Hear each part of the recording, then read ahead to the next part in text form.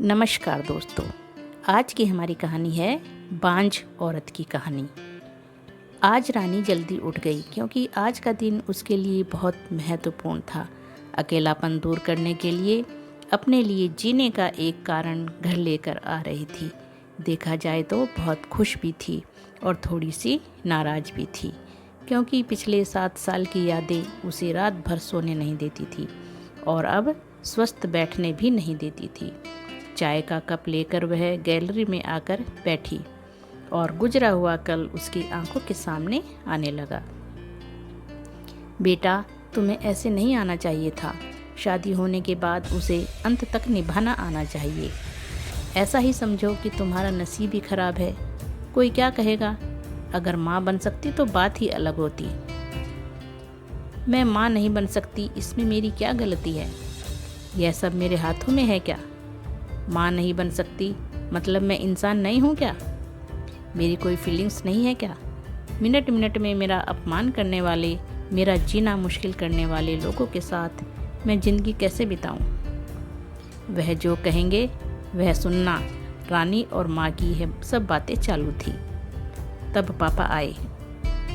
ये देखो बेटा, मैं तो एक कपड़े की दुकान पर काम करता था। अभी उम्र हो गई है तो कोई काम भी नहीं देता है। और तुम्हारा भाई हर्षल तो परदेश में अपनी गृहस्थी में मग्न हो गया है।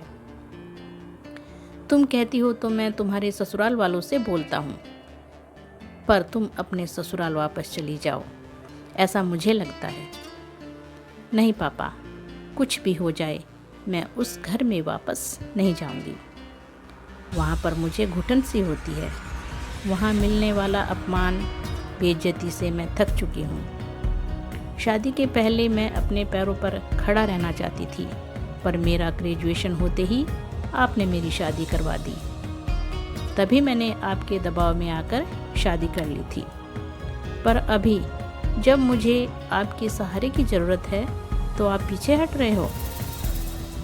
शादी के बाद लड़की ससुराल में ही शोभा बढ़ाती है। मायके में 4 दिन ही रहना अच्छा लगता है रानी। लोग क्या कहेंगे? शादी मतलब कोई खेल नहीं है बेटा। पापा गुस्से में ही बोल रहे थे। उस घर वापस जाना अब मुमकिन नहीं है पापा। मैं आने के पहले से ही डिवोर्स पेपर पर सिग्नेचर करके आई थी, क्योंकि उन लोगों को सिर्फ मुझसे बच्चा चाहिए था, जो मैं उन्हें नहीं दे सकती। अरे, इतना बड़ा निर्णय लेने से पहले हमें एक बार पूछना तो चाहिए था ना। जन्मदाता हैं हम तुम्हारे। पापा, शादी होने के बाद मैं आपको बताती थी और माँ को भी कि कैसे छल होता है मेरे साथ वहाँ पर। 2 साल में कभी मुझे मेरे मन मुताबिक रहने नहीं दिया।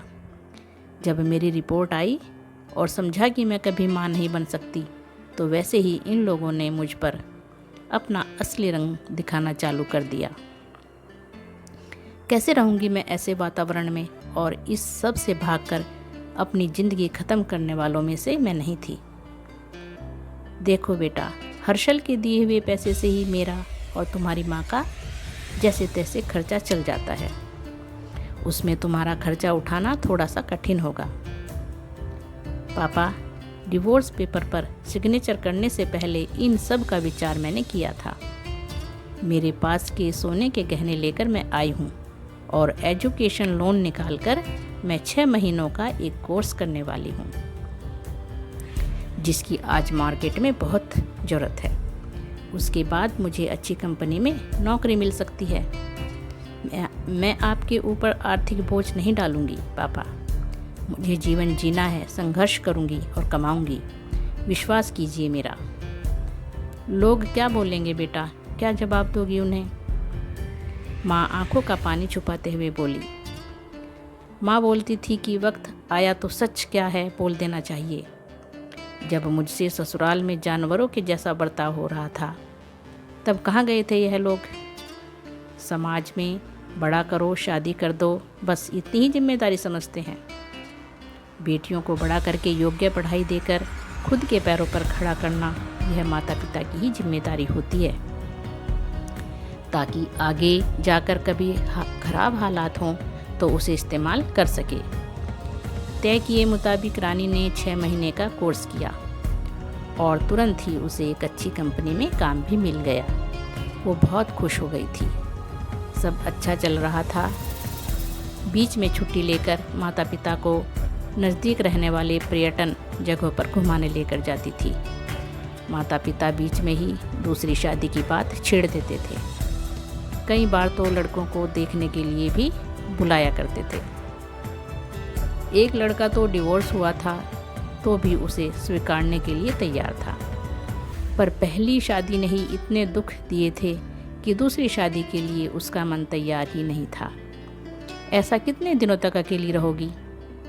जब तक हम दोनों हैं तब तक ठीक है, पर हमारे जाने के बाद तुम्हारा क्या होगा, सोचा है क्या कभी?